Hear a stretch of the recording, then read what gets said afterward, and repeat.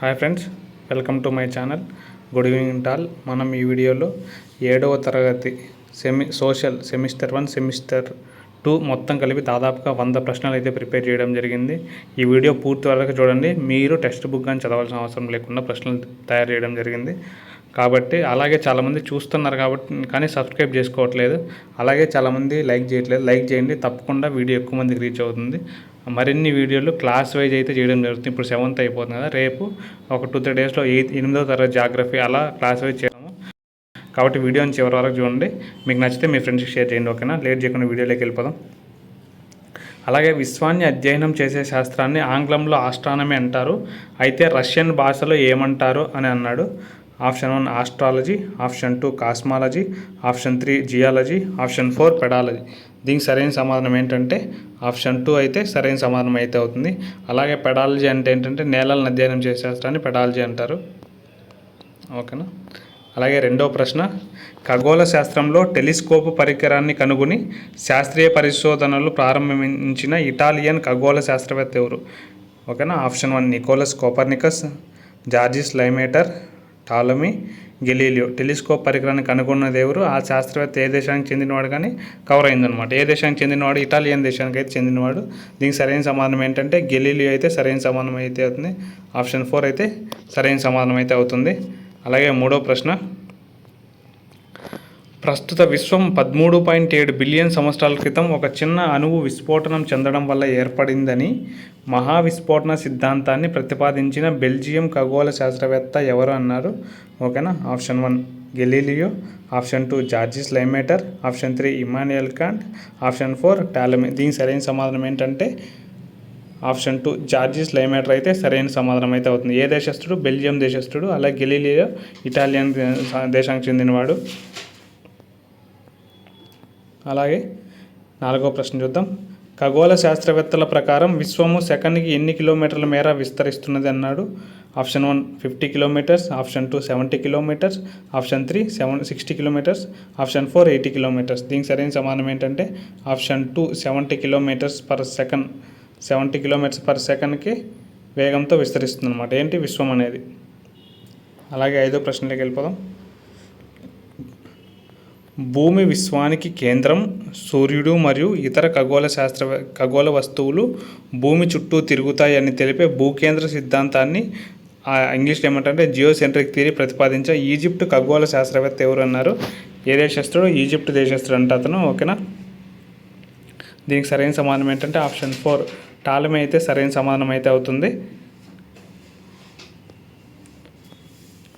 అలాగే 6వ ప్రశ్న, సూర్యుడు కేంద్ర స్థానంలో ఉండి గ్రహాలన్నీ సూర్యుని చుట్టూ తిరుగుతాయి అని తెలిపే సూర్యకేంద్రక సిద్ధాంతాన్ని ప్రతిపాదించిన పోలిష్ ఖగోళ శాస్త్రవేత్త హీలియోసెంట్రిక్ థియరీని ప్రతిపాదించిన శాస్త్రవేత్త ఎవరున్నారు?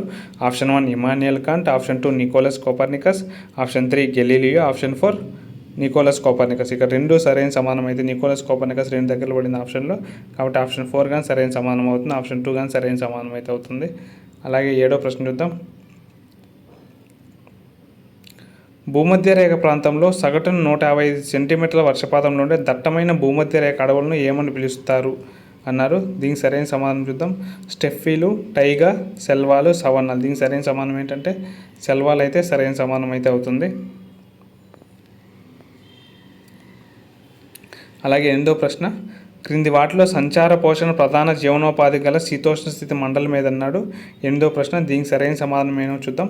టండ్రా ప్రాంతం, సవన్నా, మధ్యధరా ప్రాంతం, భూమధ్య రేఖ ప్రాంతం. దీనికి సరైన సమాధానం 8వ ప్రశ్నకి సవన్నా అయితే సరైన సమాధానం ఏంటి? సవన్నా అయితే సంచార పోషణ క్యాటిల్ గ్రాజింగ్ ఎక్కడ ప్రధాన జీవనోపాధి గల అంటే సవన్నా ప్రాంతాలలో క్యాటిల్ గ్రాజింగ్ అనేది ప్రధాన జీవనోపాధిగా ఉంటుందన్నమాట.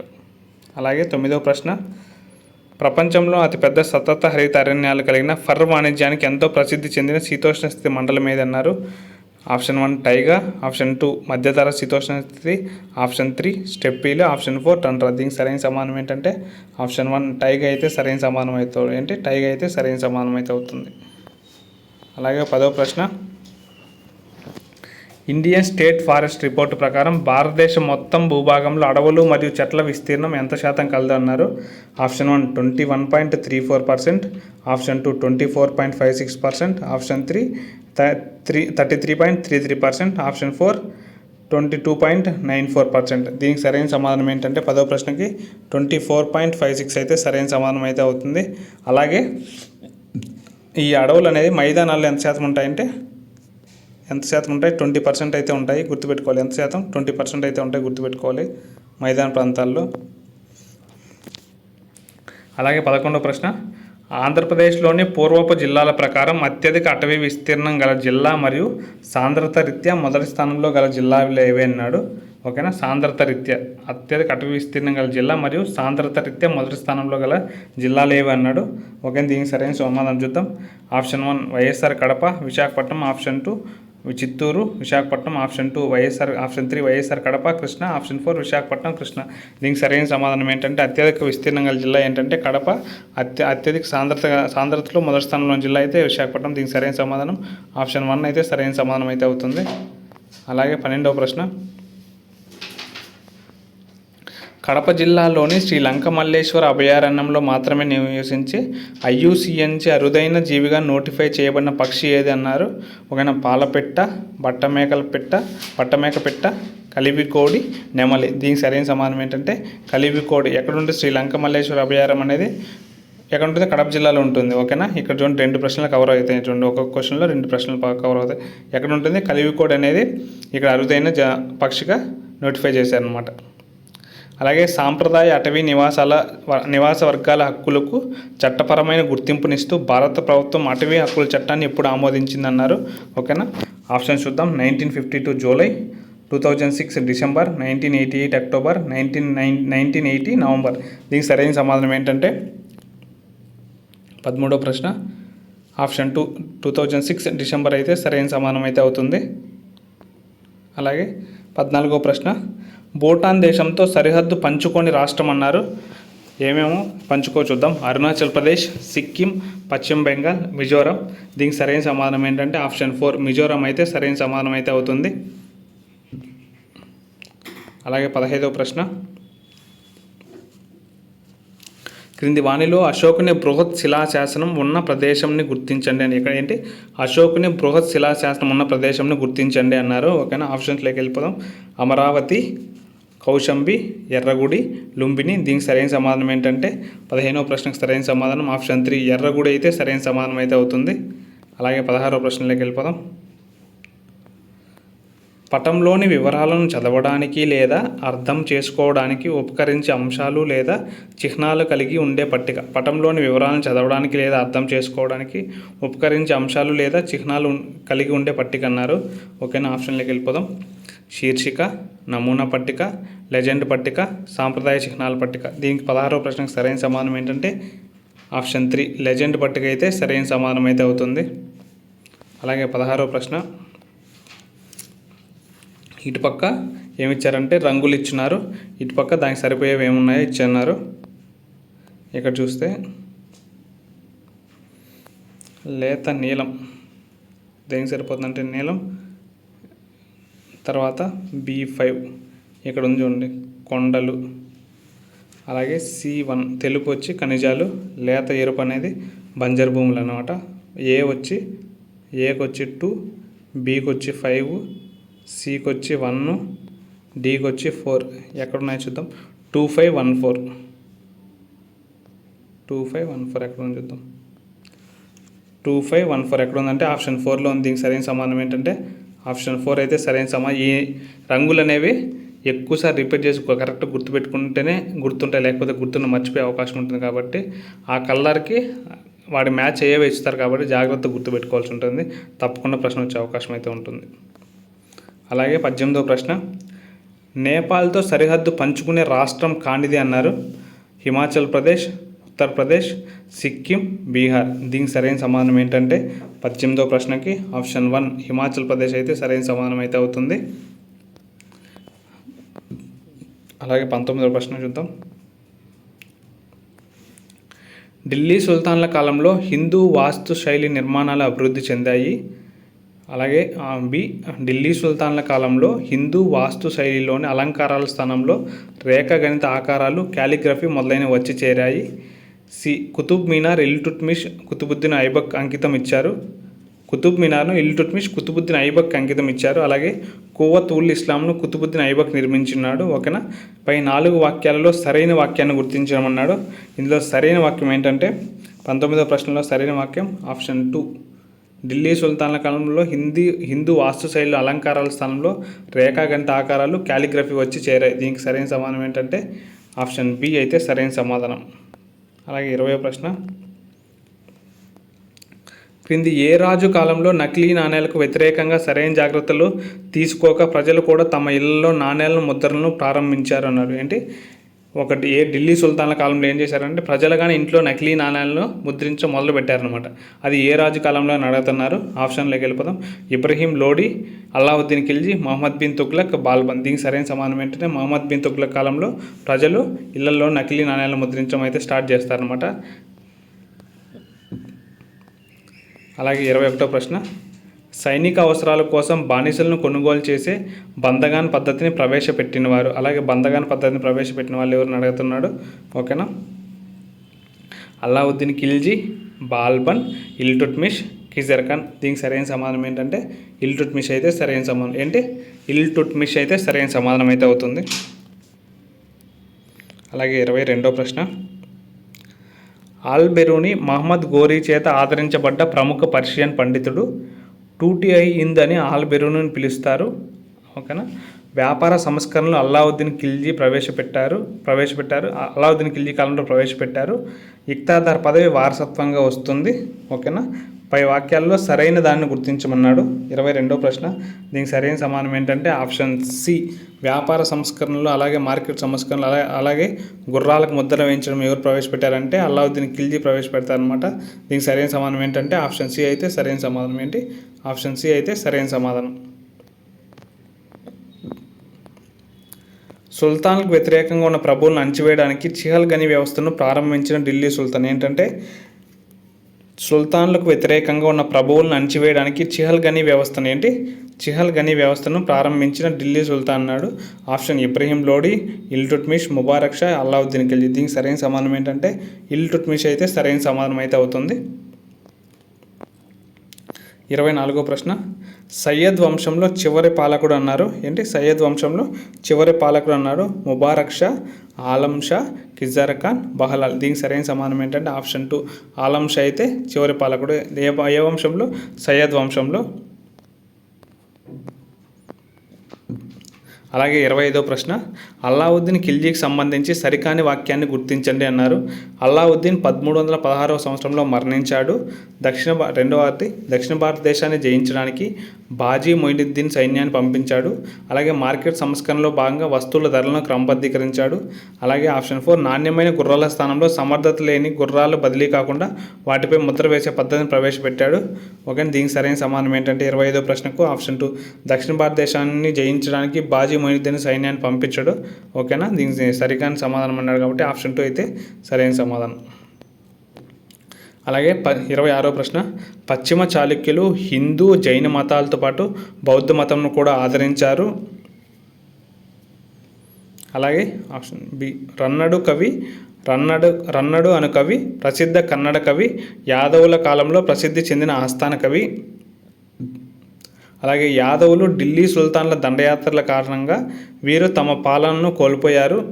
అలాగే ఆప్షన్ డి, పాండ్యులు మత ప్రచారానికి ఘటికలను ఏర్పాటు చేశారు. పై వాక్యాలలో సరైనది అన్నాడు. 26వ ప్రశ్న, దీనికి సరైనది ఏంటంటే యాదవులు ఢిల్లీ సుల్తాన్లు.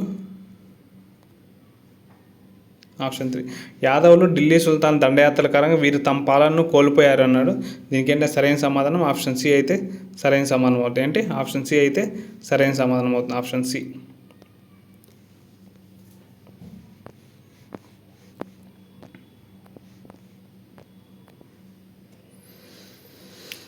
అలాగే 27వ ప్రశ్న, విశ్వం ఆవిర్భావానికి సంబంధించిన మహావిస్ఫోటన సిద్ధాంతంను ప్రతిపాదించిన జార్జిస్ లేమేటర్ ఏ దేశానికి చెందిన ఖగోళ శాస్త్రవేత్త అన్నారు. Option 1 Belgium, option 2 Italy, option 3 Russia, option 4 Poland. దీనికి సరైన సమానం ఏంటంటే బెల్జియం అయితే సరైన సమానం ఏంటి బెల్జియం అయితే సరైన సమానం అయితే అవుతుంది. అలాగే 28వ ప్రశ్న, ఇది ఆల్రెడీ రిపీట్ అయినట్లుంది. 28వ ప్రశ్న చూద్దాం. సూర్యుడు కేంద్రక హీలియోసెంట్రిక్ థియరీని ప్రతిపాదించి ఎవరన్నారు? Nicolaus Copernicus. ఓకే, ఇది ఆల్రెడీ చెప్పాం కదా. Nicolaus Copernicus heliocentric theory. Geocentric theory ఎవరు? Ptolemy geocentric theory. ఓకేనా. అలాగే 29వ ప్రశ్న, ఎవరి కాలంలో ఆంధ్రాలోని కొండవీడు, రాజమండ్రి, కందుకూరు రాజ్యాలు ఏర్పడ్డాయి అన్నాడు? 29వ ప్రశ్న. ఆప్షన్స్: ముసునూరి కాపయ నాయకుడు, ముసునూరి ప్రోలయ నాయక, రెండవ ప్రతాపరుద్రుడు, ప్రోలరాజు. దీనికి సరైన సమాధానం ఏంటంటే 29వ ప్రశ్నకి ఆప్షన్ 1 అయితే సరైన సమాధానం అవుతుంది. ఏంటి? ఆప్షన్ 1 ముసునూరి కాపయ నాయకుడు అయితే సరైన సమాధానం అయితే అవుతుంది. అలాగే కాంటూర్ రేఖల గురించి చూద్దాం. కాంటూర్ లైన్స్కు సంబంధించి క్రింది వాక్యాలను చదవండి అన్నాడు. సముద్ర మట్టం నుండి సమాన ఎత్తు కలిగిన ప్రదేశాలను కలుపుతూ గీసే ఊహారేఖలను కాంటూర్ రేఖలు అన్నాడు. అలాగే కాంటూర్ రేఖలు నెమ్మదిగా కాంటూర్ రేఖలు ఒకదానికోటి చాలా దగ్గరగా ఉంటే ఆ ప్రదేశం యొక్క భూవాలు చాలా తక్కువగా ఉందని అర్థం. క్రింది వాటిలో సరైనది ఏది అన్నాడు. అలాగే 30వ ప్రశ్న సరైనది ఏది చూద్దాం. ఆప్షన్ 2 1 మాత్రమే సరైనది అనమాట. ఏంటి? 1 మాత్రమే సరైనది. ఆప్షన్ 2లో 1 మాత్రమే సరైనది. అలాగే 31వ ప్రశ్న చూద్దాం. ఆంధ్రప్రదేశ్లోని అడవుల రకాలు, వాటిలో పెరిగే ప్రధాన వృక్షజాలాన్ని జతపరచండి అన్నారు. ఓకేనా, జతపరుద్దాం. 31 సతత హరిత అరణ్యాలు లేదా తేమడవులు. దీనిలో ఇక్కడ ఏమేమి వృక్షజాలు పెరుగుతుంది చూద్దాం.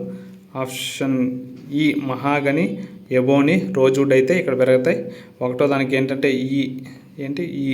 అలాగే ఆకురాల్చే అడవులు ఏంటంటే టేకు, సాల్, వేప. 2వ దానికి ఏంటంటే 3వ దానికి ముళ్ళ పొదలు.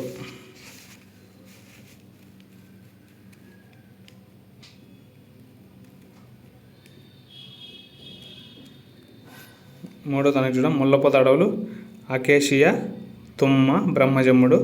3వ దానికి ఏంటంటే 3వ దానికి అయితే అవుతుంది. తర్వాత మడడువులు ఏంటంటే సుందరి, పొన్న, తెల్లమడ ఏంటంటే ఈ. దీనికి సరైన సమానం ఏంటి చూద్దాం. 31వ ప్రశ్నకి ఈ ఉండాలి. చూద్దాం, చూడండి. దీనికి సరైన సమానం ఆప్షన్ 3 అయితే సరైన సమానం అవుతుంది. ఏంటి? ఆప్షన్ 3 అయితే సరైన సమానం అయితే అవుతుంది. అలాగే 32వ ప్రశ్న, ఢిల్లీ సుల్తాన్ల రాజవంశాలు వాటి పరిపాలన క్రమానుగతాన్ని క్రోనలాజికల్ను అమర్చడం మొదటి నుంచి చివరి వరకు చూద్దాం. ఫస్ట్ బానిస వంశం, 2 ఖిల్జీ వంశం, 3 తుగ్లక్ వంశం, 4 లోడీ వంశం. ఏ ఇయర్లలో పరిపాలన చేసిన అంటున్నారు. ఓకేనా.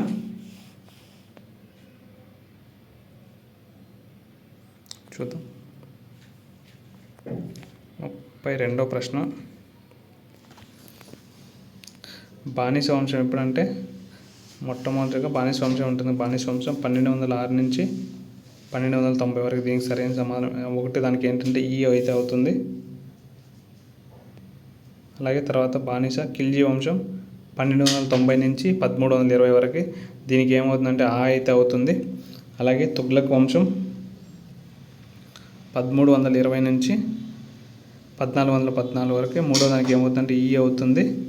లోడీ వంశం అయితే అవుతుంది 1451 నుంచి 1451 నుంచి 1526 వరకు. ఏంటంటే ఈ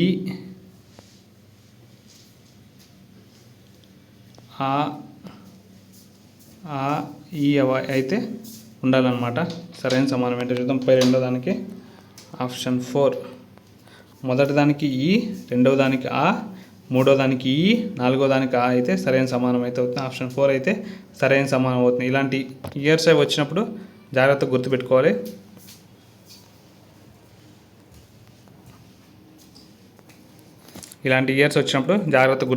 తప్పకుండా మనం ఇయర్స్ అనేవి చాలా చాలా ఇంపార్టెంట్ కాబట్టి ఇయర్స్ వచ్చినప్పుడు జాగ్రత్తగా గుర్తుపెట్టుకోవాల్సి ఉంటుంది. దీనికి ఆప్షన్ 4 అయితే సరైన సమానం అయితే అవుతుంది. అలాగే 33వ ప్రశ్న, సముద్ర అలల తాకిడిని తట్టుకుని ఉప్పు నీటిలో శ్వాసవేర్ల ద్వారా జీవించే వృక్షాలు ఏ అడవులలో పెరుగుతాయంట? ఏరియల్ రూట్స్ ఏ అడవుల్లో పెరుగుతాయని చెప్పి అంటున్నాడు. ఏ వృక్షాలకు ఉంటాయి? సతత హరిత అరణ్యాలు, ఆకురాల్చే అడవులు, పర్వత ప్రాంత అడవులు, మడ అడవులు అన్నారు. దీనికి సరైన సమాధానం ఏంటంటే ఆప్షన్ 4 మడ అడవులు అయితే సరైన సమాధానం అయితే అవుతుంది. అలాగే 34వ ప్రశ్న, ఏ పంచవర్ష ప్రణాళికలో మొదటిసారిగా విపత్తు నిర్వహణను ఒక ప్రత్యేక అభివృద్ధి అంశంగా చేర్చారన్నారు? ఆప్షన్ 1 8వ ప్రణాళిక, ఆప్షన్ 2 5వ ప్రణాళిక, ఆప్షన్ 2 12వ ప్రణాళిక, ఆప్షన్ 3 10వ ప్రణాళిక. దీని సరైన సమాధానం ఏంటంటే 34వ దానికి 4వది 10వ ప్రణాళిక అయితే సరైన సమాధానం అయితే అవుతుంది. ఏది 10వ ప్రణాళిక, ఆప్షన్ 4 అయితే సరైన సమాధానం అయితే అవుతుంది. అలాగే 35వ ప్రశ్న, రిజర్వ్ అడవుల వర్గీకరణకు సంబంధించి క్రింది వాక్యాలను పరిశీలించండి అన్నారు. రిజర్వ్ అడవులలో వేట, పశువుల మేత మరియు కలప సేకరించడం వంటి కార్యకలాపాలను ప్రభుత్వం పూర్తిగా నిషేధించింది. ఓకేనా. వర్గీకరించిన అడవులలో ప్రజలు కలప సేకరించడానికి మరియు పశువులను మేపడానికి ఎటువంటి అనుమతి ఉండదు అన్నారు. పై వాటిలో సరికాని వాక్యాన్ని గుర్తించండి అన్నారు. 35వ ప్రశ్నకు ఆన్సర్ ఏంటో చూద్దాం. ఆప్షన్ 2 2 మాత్రమే సరికానిది, 1 సరైందంట. 2 మాత్రమే సరికానిది, 1 అయితే సరైంది. అలాగే ఇక్కడ చూడండి 36వ ప్రశ్న, టైప్స్ ఆఫ్ పటాల రకాలు, వాటి ముఖ్య ఉద్దేశాలను జతపరచండి అన్నాడు. హిస్టారికల్ మ్యాప్స్ అన్నాడు. 1వ దానికి ఏంటంటే గత కాలపు రాజ్యాల సరిహద్దులు, రాజుల దండయాత్రల మార్గాలను చూపుతాయి. దీనికి ఏంటంటే ఇది మ్యాచ్ అవుతుంది. అలాగే థిమాటిక్ టెస్ట్ ఉంది కదా, థిమాటిక్ టెస్ట్ కదా, థిమాటిక్ ఉంది కదా, థిమాటిక్ పటాలు ఏమున్నాయో, ఈ థిమాటిక్ పటాలు దేని షో చేస్తాయంటే జనాభా సాంద్రత, పాపులేషన్ డెన్సిటీ, అలాగే నేలలు, పంటల గురించి తెలియజేస్తాయి. అలాగే భౌతిక పటాలు, ఫిజికల్ మ్యాప్స్ ఏంటంటే పర్వతాలు, పీఠభూములు, నదులు. ఒకటో దానికి ఈ, రెండో దానికి ఆ, మూడో దానికి ఆ. సరేనా, ఎక్కడున్నాయో చూద్దాం. ఆప్షన్ 4 36వ దానికి సమాధానం ఏంటంటే ఆప్షన్ 4 అయితే రైట్ ఆన్సర్.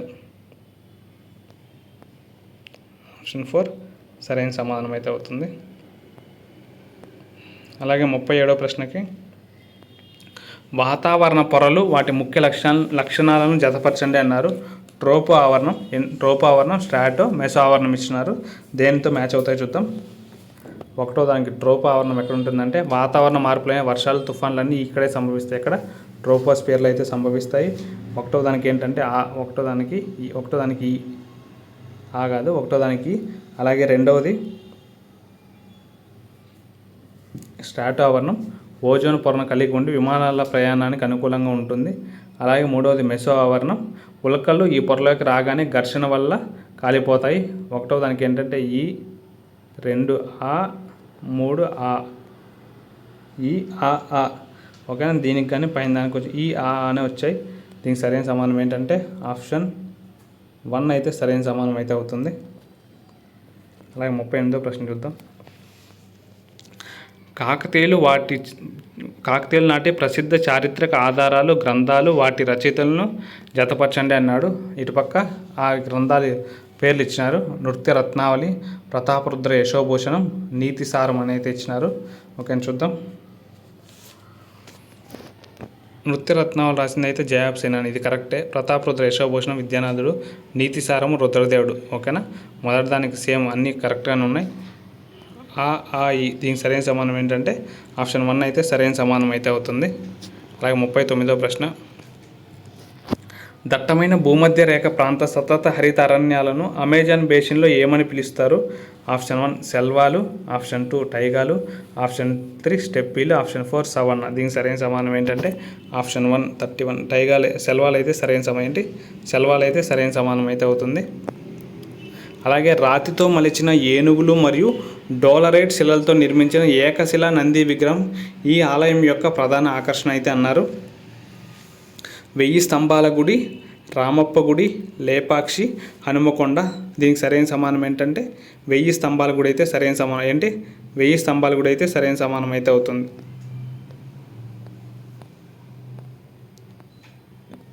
అలాగే 41వ ప్రశ్న చూద్దాం. కాకతీయుల కాలంలో బౌద్ధ మతం బాగా ప్రసిద్ధి చెందింది. నృత్య రత్నావళిలో పద్మశ్రీ నటరాజ రామకృష్ణుడు ప్రఖ్యాతిగాంచారు. రేచర్ల రుద్రుడు రుద్రమదేవి కాలంలో ముఖ్య సైన్యాధికారి. రామపాలయంలో విష్ణువును ఆరాధిస్తారు. పై వాక్యాలలో సరైనదన్నారు. 41వ ప్రశ్నకి సరైన సమానం ఏంటంటే రామపాలయంలో విష్ణువును ఆరాధిస్తారు అయితే సరైన సమానం అయితే ఆప్షన్ 4 అయితే సరైన సమానం అవుతుంది. అలాగే శివతత్వ సారమును రచించిన మల్లికార్జున పండితారాధ్యుడు ఏ పండితారాధ్యుడు ఏ మతానికి చెందిన ఎవరు?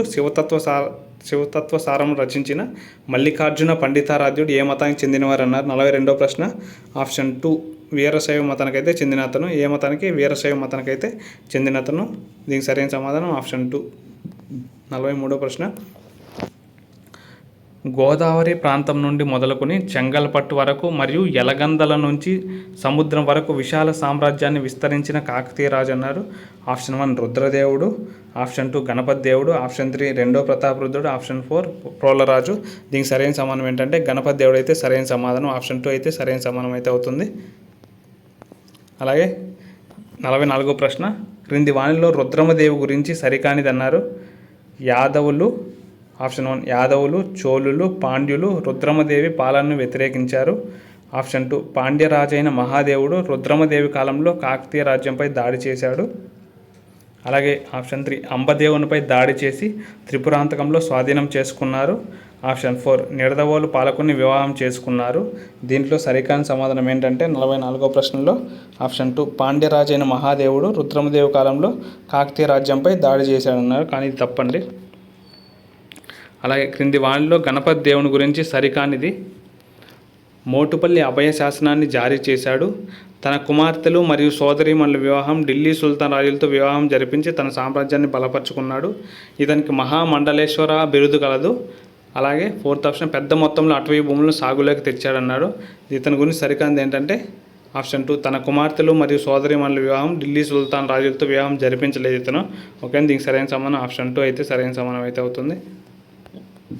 అలాగే 46వ ప్రశ్న ఏ రెడ్డి రాజు పాలనా కాలంలో కస్టమ్ సుంకాలు మరియు వాణిజ్యంపై పన్నులు రద్దు చేయబడ్డాయి అన్నాడు. 46వ ప్రశ్న చూద్దాం. ప్రోలయ వేమారెడ్డి, అనపోతారెడ్డి, పెదకోమటి వేమారెడ్డి, కుమారగిరి రెడ్డి. దీనికి సరైన సమానం ఏంటంటే ఆప్షన్ 2 అనపోతారెడ్డి అయితే సరైన సమానం అయితే అవుతుంది. అలాగే 47వ ప్రశ్న చూద్దాం. విజయనగర సామ్రాజ్య స్థాపనకు సంబంధించి క్రింది ప్రకటనలను పరిశీలించండి అన్నారు. ఈ సామ్రాజ్యం క్రీస్తుశకం 1336లో విద్యారణ్య స్వామి ప్రోత్సాహంతో స్థాపించబడింది. దీనిని సంగమ వంశానికి చెందిన మొదటి హరిహర రాయలు మరియు మొదటి బుక్కరాయలు స్థాపించారు. పై వాటిలో ఏది లేదా ఏవి సరైనవి అన్నాడు. ఆప్షన్ 2 1 మరియు 2 కూడా సరైనవి. ఆప్షన్ 2 అయితే సరైనది. అలాగే 48వ ప్రశ్న విజయనగర సామ్రాజ్యాన్ని పరిపాలించిన రాజవంశాల సరైన కాలానుక్రమానుగత క్రమాన్ని గుర్తించండి అన్నాడు. దీనికి ఏంటంటే 48వ ప్రశ్నకి చూద్దాం. దీనికి సస తుఆ అని గుర్తుపెట్టుకుంటే ఈ సంగమ, సాలువ, తులువ, అరవీటి వంశాలు. ఓకేనా, ఎక్కడ ఉందంటే మొట్టమొదటి సంగమ, సాలువ, తులువ, అరవీటి. ఆప్షన్ 3 అయితే సరైన సమాధానం. ససా తువా అని పెట్టుకుంటే ఈజీ గుర్తుంటుంది అనమాట. సంగమ, సాలువ, తులువ, అరవీటి అయితే సరైన సమాధానం అయితే అవుతుంది. అలాగే 49వ ప్రశ్నకు సమాధానం చూద్దాం.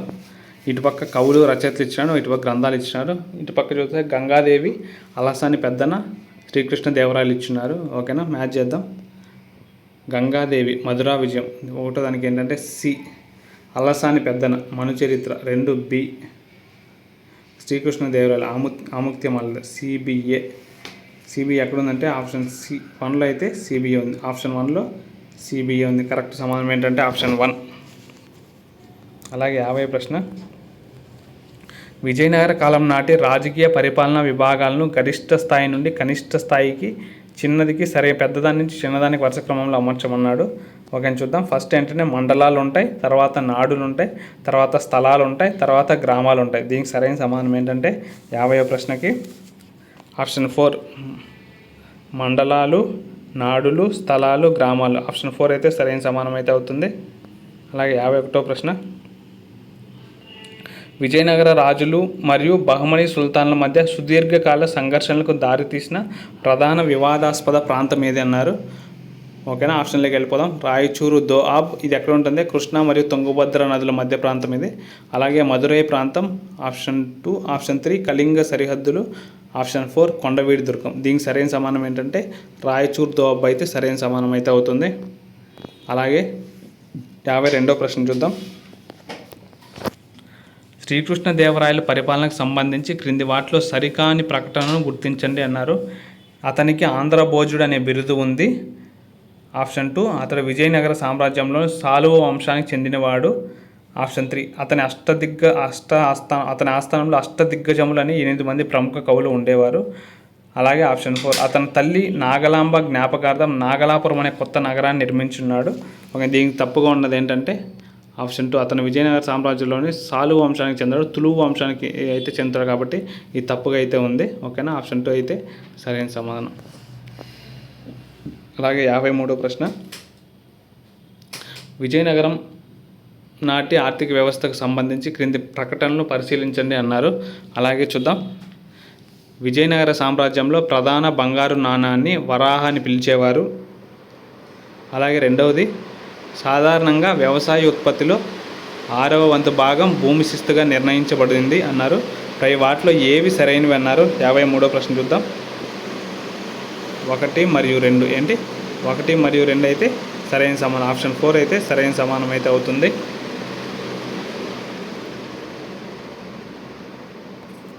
అలాగే 54వ ప్రశ్న, విజయనగర సామ్రాజ్యంలో సైనిక కమాండర్లకు మరియు ఉన్నత స్థాయి అధికారులకు వారి సేవలకు బదులుగా మంజూరు చేయబడిన భూములను ఏమని పిలిచేవారు అన్నారు. ఆప్షన్ 1 అమరం, ఆప్షన్ 2 నాడు, ఆప్షన్ 3 మండలేశ్వరం, ఆప్షన్ 4 వరాహ. దీనికి సరైన సమానం ఏంటంటే అమరం అయితే సరైన సమానం అయితే అవుతుంది. ఆప్షన్ 1. అలా 55వ ప్రశ్న, క్రీస్తు శకం 1565వ సంవత్సరంలో జరిగిన ప్రసిద్ధ తల్లికోట యుద్ధం, దీన్ని ఏం పేరంటే రాక్షస తంగడి యుద్ధంగా గురించి క్రింది ప్రకటనలో ఏది సరైనది అన్నారు. 55వ ప్రశ్న, ఈ యుద్ధం తర్వాత సంగమ రాజవంశ పాలన ప్రారంభమైంది. ఈ యుద్ధంలో శ్రీకృష్ణదేవరాయలు బహమనీ సుల్తాన్లు నిర్ణయాత్మకంగా ఓడించాడు. ఈ యుద్ధంలో విజయనగర సేనలకు అలియ రామరాయలు నాయకత్వం వహించాడు మరియు దక్కన్ సుల్తాన్ల చేతిలో ఓడిపోయాడు. అలాగే యుద్ధంలో ముస్లిం కమాండర్లు రామరాయలకు పూర్తిగా నమ్మకంగా నిలిచారు. దీంట్లో ఏది సరైందంటే ఆప్షన్ 3 అయితే సరైన సమాధానం. ఏంటి ఈ యుద్ధంలో? ఆప్షన్ 3 అయితే సరైన సమానం అయితే అవుతుంది. అలాగే సమకాలీన రాజ్యాలకు సంబంధించి క్రింది వాటిలో సరైన జతను గుర్తించండి అన్నారు. 56వ ప్రశ్న, రెడ్డి రాజ వంశ స్థాపకుడు ప్రోలయ వేమారెడ్డి, బహమనీ సామ్రాజ్యం మొదటి రాజధాని బీదర్, బహమనీ రాజ్య స్థాపకుడు మహమ్మద్ గవాన్, రెడ్డి రాజుల ప్రధాన సముద్ర నౌకాశ్రయం కన్నానూర్. 56వ దానికి సరైన సమానం ఏంటంటే రెడ్డి రాజ వంశ స్థాపకుడు ఎవరంటే ప్రోలయ వేమారెడ్డి.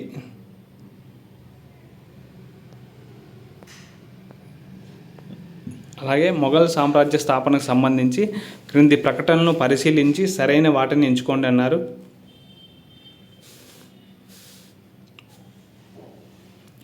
క్రీస్తు శకం 1526లో జరిగిన మొదటి పానిపట్ యుద్ధంలో బాబర్ ఇబ్రహీం లోడీని ఓడించి మొఘల్ సామ్రాజ్యాన్ని స్థాపించాడు. ఇది కరెక్టే. అలాగే బాబర్ తండ్రి పక్షాన తైమూర్ వంశానికి, తల్లి పక్షాన చెంగీజ్ ఖాన్ వంశానికి చెందినవాడు. పై వాక్యాల్లో సరైన వాటిని అన్నాడు. ఆప్షన్ 4, ఆప్షన్ 2 1 మరియు 2 సరైనవి అనమాట. ఆప్షన్ 2 అయితే సరైన సమానం అయితే అవుతుంది. ఏంటి ఆప్షన్ 2 అయితే సరైన సమానం అయితే అవుతుంది. అలాగే 58వ ప్రశ్న, మ్యాచింగ్ వచ్చినప్పుడు జాగ్రత్తగా చూసుకోండి.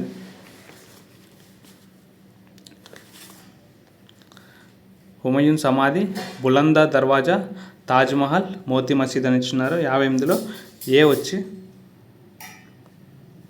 A1 హుమయూన్ సమాధి, ఎరుపు ఇసుకరాయి మరియు తెల్లని మార్బుల్ ఏకి సరిపోతుంది. అలాగే రెండోది B2 బులంద్ దర్వాజా ఫతేపూర్ సిక్రీ ఉంటుంది. అలాగే తాజ్మహల్ ఎక్కడ పూర్తిగా తెల్లని మార్బుల్. అలాగే మోతీ మసీద్ ఏంటంటే ఆగ్రా అనమాట. 1వ దానికి 1, 2వ దానికి 2, 3వ దానికి 4, 4వ దానికి 3. 1 2 4 3 ఏముండాలి? 1 2 4 3. దీనికి సరైన సమాధానం ఏంటంటే 58వ ప్రశ్నకి ఆప్షన్ 2 ఎక్కడుంది? ఆప్షన్ 2 అయితే 1 2 4 3 ఎక్కడుందంటే ఆప్షన్ 2లో ఉంది. అలాగే 59వ ప్రశ్న, భారత రాజ్యాంగ పరిషత్కు సంబంధించి క్రింది వాటిలో సరైన ప్రకటనలను గుర్తించండి అన్నారు. రాజ్యాంగ పరిషత్ మొదటి సమావేశం 1946 డిసెంబర్ 9న జరిగింది. అలాగే రెండవది డాక్టర్ బాబు రాజేంద్ర ప్రసాద్ రాజ్యాంగ పరిషత్ తాత్కాలిక అధ్యక్షుడిగా ఎన్నికయ్యారు. ఇది తప్పు. ఎందుకంటే తాత్కాలిక అధ్యక్షుడిగా సచ్చిదానంద్ సిన్హా ఎన్నికవుతారనమాట. దీనికి సరైన సమాధానం ఏంటంటే 59వ ప్రశ్నకి ఆప్షన్ 4 1 మాత్రమే సరైనది. ఏంటి ఒకటి మాత్రమే సరే. ఆప్షన్ 4 అయితే సరైన సమాధానం. 60వ ప్రశ్న, ప్రాథమిక విధులకు సంబంధించి క్రింది వాటిలో సరికాని ప్రకటన ఏది అన్నారు. ఓకేనా. ఈ విధులు పూర్వపు అమెరికా రాజ్యాంగం నుండి స్వీకరించబడ్డాయి. ప్రాథమిక విధులను 1976లో 42వ రాజ్యాంగ సవరణ ద్వారా చేర్చారు. వీటిని రాజ్యాంగంలోని ఆర్టికల్ 51A భాగం 4Aలో పొందుపరిచారు. అలాగే రాజ్యాంగానికి బద్ధుడై ఉండడం, జాతీయ పతాకాన్ని, జాతీయ గీతాన్ని గౌరవించడం ఒక ప్రాథమిక విధి అన్నారు. క్రింది వాటిలో సరికాని ప్రకటన ఏదో చూద్దాం. ఆప్షన్ 1 అయితే సరికాని సమాధానం అయితే అవుతుంది. సరికాని ప్రకటన ఈ క్వశ్చన్ ప్రకారం అయితే ఇది సరైన సమాధానం. అలాగే క్రింది వాటిని జతపరచండి. 61వ ప్రశ్న, ఇటుపక్క మొఘల్లో సామ్రాజ్యంలోని రాజులు, అలాగే ఇటుపక్క రాజులు, అలాగే వాళ్ళ ఆత్మకథలు రాసిన వాళ్ళ పేర్లు ఇచ్చినారు. ఒకదాంతో ఒకటి మ్యాచ్ చేద్దాం. అక్బర్ నామా ఎవరు రాస్తారంటే అబుల్ ఫజిల్ రాస్తాడు. హుమయూన్ నామా ఎవరు రాస్తారంటే గుల్బదన్ బేగం రాస్తారు. అలాగే తుజికి జహంగీరి రాసుకుంటాడు. తుజికి బాబర్ రాస్తాడు. ఓకేనా, చూద్దాం. A2 B1 C4 D3 A1 2143 ఉంటాయి. 2143 ఎక్కడ ఉందంటే ఆప్షన్ 1లో అయితే ఉంది. 61 దానికి సరైన సమాధానం ఏంటంటే ఆప్షన్ 1 అయితే సరైన సమాధానం అయితే అవుతుంది. అలాగే 62వ ప్రశ్న, రాజ్యాంగ ముసాయిదా కమిటీకి సంబంధించి సరికాని అంశాన్ని గుర్తించండి అన్నారు. ముసాయిదా కమిటీని 1950 జనవరి 26న ఏర్పాటు చేశారు. అలాగే 2 ఆప్షన్ చూద్దాం. ఈ కమిటీలో మొత్తం 7 సభ్యులు ఉన్నారు. అలాగే 62 దాంట్లో 3వ ఆప్షన్, రాజ్యాంగ పితామహుడిగా డాక్టర్ బిఆర్ అంబేద్కర్ గారును కొనియాడతారు. ముసాయిదా కమిటీ చైర్మన్గా డాక్టర్ బిఆర్ అంబేద్కర్ వ్యవహరించారు. అలాగే 62లో దీనికి సరికాని అంశాన్ని అన్నారు కాబట్టి ముసాయిదా కమిటీ ఇప్పుడు అవ్వదు. 1950 జనవరి 6లో కాదు అయ్యేది, ఇప్పుడు అవుతుంది. దీనికి తప్పుగా ఉన్న అంశం ఏంటంటే ఆప్షన్ 1 అయితే సరైన సమాధానం. అలాగే 63వ ప్రశ్న చూద్దాం. భారత రాజ్యాంగంలోని గణతంత్ర అనే భావనకు సంబంధించి సరికాని ప్రకటన ఏది అన్నారు. 63వ ప్రశ్న, రాజకీయ సార్వభౌమాధికారం ఒకే ఒక వ్యక్తి కాకుండా ప్రజలందరికీ చెందుతుంది. అలాగే 2వ ఆప్షన్, భారతదేశంలో సర్వోన్నత అధికారం రాజు లేదా రాణి చేతిలో కేంద్రీకృతమై ఉంటుంది. రాష్ట్రపతి పదవికి ఒక నిర్ణీత కాలపరిమితి ఉంటుంది. దేశ అధిపతి వంశపార్యపరంగా కాకుండా ప్రజలచే ప్రత్యక్షంగా లేదా పరోక్షంగా ఎన్నుకోబడతారంటారు. సరికాని ప్రకటన అన్నారు కాబట్టి ఇదేంటంటే రాజకీయ సార్వభౌమాధికారం ఒకే ఒక వ్యక్తికి కాకుండా ప్రజలందరికీ చెందుతుంది. 63వ ప్రశ్న, దీనికి తప్పు. ఓకేనా, ఇది కరెక్టే. ఈ 3 కరెక్టే, 2 అయితే తప్పుగా ఉంటుంది. సరికాని ప్రకటన ఏంటంటే ఆప్షన్ 2, భారతదేశంలో సర్వోన్నత అధికారం రాజు లేదా రాణి చేతిలో కేంద్రీకృతమై ఉండదన్నమాట. రాజకీయ సార్వభౌమాధికారం ఒకే ఒక్క వ్యక్తి కాకుండా ప్రజలందరికీ చెందుతుంది. ఆప్షన్ 2 అయితే సరైన సమాధానం. అలాగే భారత రాజ్యాంగంలోని ప్రాథమిక హక్కులకు సంబంధించి క్రింది వాటిలో సరికాని ప్రకటన ఏదన్నాడు. 64వ ప్రశ్న, ప్రస్తుత రాజ్యాంగంలో 7 ప్రాథమిక హక్కులు ఉన్నాయి. ప్రాథమిక హక్కులను భారత రాజ్యాంగంలోని పార్ట్ 3లో చేర్చారు. ప్రాథమిక హక్కులకు భంగం వాటిల్తే న్యాయస్థానాలను ఆశ్రయించే హక్కు ఆర్టికల్ 32 ఉంది. ఈ హక్కులను అమెరికా రాజ్యాంగంలోని బిల్ ఆఫ్ రైట్స్ నుండి అయితే ప్రేరణ పొంది రూపొందించున్నారు. 64 దానికి సరైన సమాధానం ఏంటంటే ఆప్షన్ 1 సరైన సమాధానం అవుతుంది. ఎందుకంటే ప్రస్తుతం 6 ప్రాథమిక హక్కులే ఉన్నాయి కాబట్టి. అలాగే 65వ ప్రశ్న, భారత రాజ్యాంగ పరిషత్కు సంబంధించి క్రింది వాటిలో సరైన ప్రకటన ఏదన్నారు. రాజ్యాంగ రూపకల్పనకు మొత్తం 2 సంవత్సరాల 11 నెలల 18 రోజులు అయితే పట్టింది. అలాగే ఆప్షన్ 2, భారత రాజ్యాంగాన్ని 1949 నవంబర్ 26న ఆమోదించారు మరియు 1950 జనవరి 26 నుండి అమల్లోకి అయితే వచ్చింది. దీనికి సరైన సమాధానం చూద్దాం. 65వ ప్రశ్నకి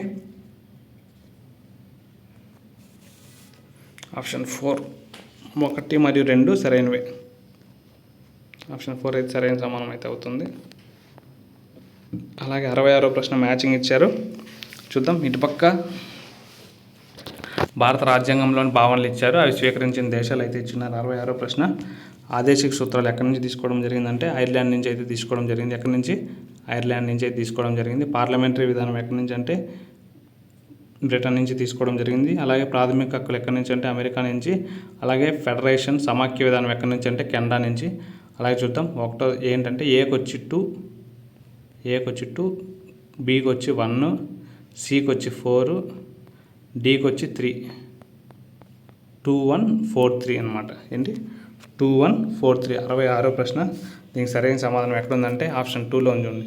2143 దీనికి సరైన సమాధానం ఏంటంటే ఆప్షన్ 2 అయితే సరైన సమాధానం అయితే అవుతుంది. ఓకేనా. అలాగే 67వ ప్రశ్న. ఛత్రపతి శివాజీ మరాఠా రాజ్య స్థాపన మరియు పరిపాలనకు సంబంధించి క్రింది వాటిలో సరైన ప్రకటనను గుర్తించండి అన్నారు. ఆప్షన్ 1 శివాజీ పట్టాభిషేకం రాయగఢ్ కోటలో జరిగింది. అలాగే ఆప్షన్ 2 శివాజీ పరిపాలన వ్యవస్థలో అష్టప్రధాన్ అనే 8 మంది మంత్రుల మండలి ఉండేదన్నారు. ఓకేనా. ఆప్షన్ చూద్దాం. 1 మాత్రమే సరైనది, 2 మాత్రమే సరైనది, 1 మరియు 2 తప్పు, 1 మరియు 2 సరైనది. దీనికి సరైన సమాధానం ఏంటంటే ఆప్షన్ 4 అయితే 1 మరియు 2 సరైన సమాధానాలు అయితే అవుతాయి. క్రింది ఏ మొఘల్ చక్రవర్తి కాలంలో ఈస్ట్ ఇండియా కంపెనీ భారతదేశంలో మొట్టమొదటి ఫ్యాక్టరీ నిర్మించడానికి అనుమతి పొందింది అన్నారు. Option 1 Akbar, option 2 Jahangir, option 2 Aurangzeb, option 3 Shah Jahan, option 4 Jahangir. 68 option 4 అయితే సరైన సమాధానం. జహంగీర్ అయితే సరైన సమాధానం అయితే అవుతుంది. అలాగే 69వ ప్రశ్న.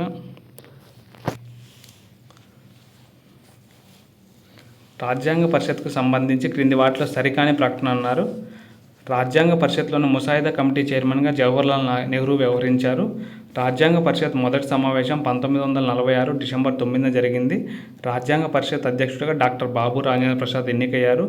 రాజ్యాంగ పరిషత్లో మొత్తం 299 మంది సభ్యులు ఉన్నారు. క్రింది వాటిలో సరికాని ప్రకటన ఏంటంటే ఆప్షన్ 1 రాజ్యాంగ పరిషత్లోని ముసాయిదా కమిటీ చైర్మన్గా జవహర్లాల్ నెహ్రూ గారు. ఇదైతే తప్పు, ఇది తప్పు. దీనికి సరైన సమాధానం ఏంటంటే ఆప్షన్ 1. అలాగే మొఘల్ చిత్రకళ మరియు వాస్తుశిల్పం ఆధారంగా క్రింది కట్టడాలను వాటిని నిర్మించిన చక్రవర్తులతో జతపరచండి అన్నారు. 70వ ప్రశ్న చూద్దాం. ఫతేపూర్ సిక్రీ ఎవరు నిర్మించారంటే అక్బర్ నిర్మించాడు. అలాగే తాజ్మహల్ B1 తాజ్మహల్ షాజహాన్ నిర్మిస్తాడు. అలాగే షాజహాన్ ఆప్షన్ 3లోగా ఉంది చూడండి. దీనికి ఏంటంటే 2, 1. అలాగే ఎర్రకోట C3 షాజహాన్ నిర్మిస్తాడు. అలాగే D బులంద్ దర్వాజా అక్బర్ నిర్మిస్తాడు. 2134 ఏంటంటే ఇక్కడ 2 ఉన్నాయి, దేన్నైనా మ్యాచ్ చేసుకోవచ్చు మనము. ఓకేనా. కాబట్టి ఇది గుర్తుపెట్టుకోండి. 2134 అయితే సరైన సమానం అవుతుంది. 70కి ఏముంది ఇచ్చాడు సరైన సమానం. 2134 ఎక్కడుందో చూద్దాం. 2134 అలాగే ఇదిగానే అవుతుంది, గుర్తుపెట్టుకోండి. 2314 కానీ అయ్యే అవకాశం అయితే ఉంటుంది చూడండి. కాబట్టి దీనికి ఏంటంటే 70వ ప్రశ్నకి ఆప్షన్ 1 అవుతుంది. అలాగే ఆప్షన్ 4 కానీ సరైన సమానం అయితే అవుతుంది. అలాగే 71వ ప్రశ్న. Option A Mohammed Gawan Persian వ్యాపారి. బి 42 సంవత్సరాల వయసులో బహ్మనీ రాజ్యంలో చేరాడు. సి సుల్తాన్ యొక్క అధికారాన్ని పెంచడం కోసం నాయకులను నియమించాడు. అలాగే డి మూడో మహమ్మద్ షా క్రీస్తు శకం 1482లో మరణించాడు అన్నాడు. 71వ దానికి సరైన సమాధానం ఏంటో చూద్దాం. ఆప్షన్ సి అయితే సరైన సమాధానం. ఆప్షన్ సి ఎక్కడుందంటే ఇక్కడ ఉందన్నమాట. సి అయితే సరికానిదన్నమాట. మిగిలినవన్నీ సరైనవి. పర్షియన్ వ్యాపారి సరైనదే. అలాగే 42 సంవత్సరాల వయసులో బహ్మనీ రాజ్యంలో చేరాడు. అలాగే మూడో మహమ్మద్ షా క్రీస్తు శకం 1482లో మరణించాడు. ఈ 3 సరైనది. సి మాత్రం సరికానిదన్నమాట. అలాగే 72వ ప్రశ్న. ఏ రాజు కాలంలో బహ్మనీ రాజ్యం అరేబియా సముద్రం నుండి బంగాళాఖాతం వరకు విస్తరించింది అన్నాడు. ఆప్షన్ 1 మూడో Muhammad Shah, option 2 Allauddin Bahman Shah, option 3 Firoz Shah, option 4 మొదటి మహమ్మద్ షా. 72వ ప్రశ్నకు సరైన సమాధానం ఏంటంటే మూడవ మహమ్మద్ షా కాలంలో బహ్మనీ రాజ్యం అరేబియా సముద్రం నుండి బంగాళాఖాతం వరకు అయితే విస్తరిస్తుందన్నమాట. అలాగే 73వ ప్రశ్న చూద్దాం. ఏ విదేశీ యాత్రికుడు ప్రకారం విజయనగర సామ్రాజ్యంలో రాజభవనాలలో పెద్ద సంఖ్యలో మహిళలు, నృత్యకారిణులు, గృహ సేవకులు మరియు పల్లకి మోసేవారు ఉండేవారు అన్నాడు. ఓకేనా. Domingo Paes, Nuniz, Ibn Battuta, Abdul Razzaq. 73వ ప్రశ్నకు సరైన సమాధానం ఏంటంటే న్యూనిజ్ అనమాట. ఎవరు? న్యూనిజ్ అయితే సందర్శనలో ఇవన్నీ చెప్తాడనమాట. అలాగే 74వ ప్రశ్న. క్రింది వానిలో తప్పుగా ఉన్నదన్నారు. మాదయ్య గారి మల్లన, మధురా విజయం, అయ్యలరాజ రామభద్రుడు, సకల నీతి సార సంగ్రహం, మళ్ళీ మూడవది పింగళి సూరన, రాఘవ పాండ్యం, అలాగే నాలుగవది అల్లసాని పెద్దన, హరికథ సారం. దీంట్లో తప్పుగా ఉన్నది ఏంటంటే ఆప్షన్ 1 మాదయ్య గారి మల్లన, మధురా విజయం అయితే తప్పుగా ఉంటుంది. అలాగే 75వ ప్రశ్న, ప్రజల నైతిక జీవనాన్ని పరిశీలించడానికి ముతా వాసిబ్ అనే మతాధికారాలను నియమించిన మొఘల్ రాజు అన్నాడు. Option 1 Bahadur Shah, option 2 Aurangzeb, option 3 Akbar, option 4 Babur. 75వ ప్రశ్నకు సరైన సమాధానం ఏంటంటే ఔరంగజేబు అయితే సరైన సమాధానం అయితే అవుతుంది. అలాగే 76వ ప్రశ్న, శివాజీ తన 18వ ఏట బీజాపూర్ సుల్తాన్ మహమ్మద్ ఆదిల్ షా ఆధీనంలో తోరణ దుర్గం జయించాడు. ఓకేనా. శివాజీ తన వద్దనున్న పులిగోల లాంటి ఆయుధంతో అఫ్జల్ ఖాన్ను సంహరించాడు. అలాగే క్రీస్తు శకం 1857లో మొఘల్ సామ్రాజ్యం పతనం అయింది. అలాగే శివాజీ కొండజాతి ప్రజలైన మావలీలతో స్నేహం చేశారన్నారు. 76వ ప్రశ్నకి చూద్దాం ఏమైందో.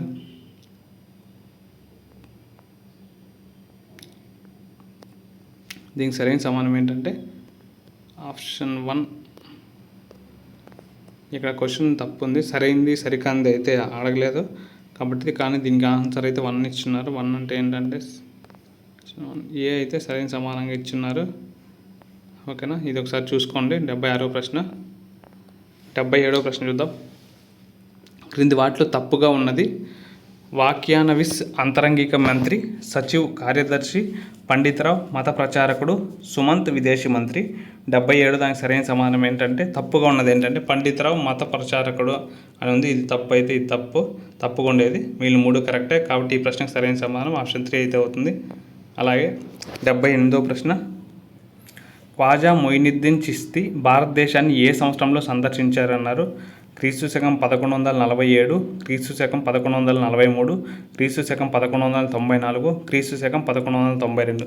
దీనికి సరైన సమానం ఏంటంటే ఆప్షన్ 4 క్రీస్తు శకం 1192 అయితే సందర్శిస్తాడనమాట. అలాగే రాష్ట్ర ప్రభుత్వం ఏ విభాగాల లేదా అంగాల ద్వారా పరిపాలన నిర్వహిస్తుందన్నాడు.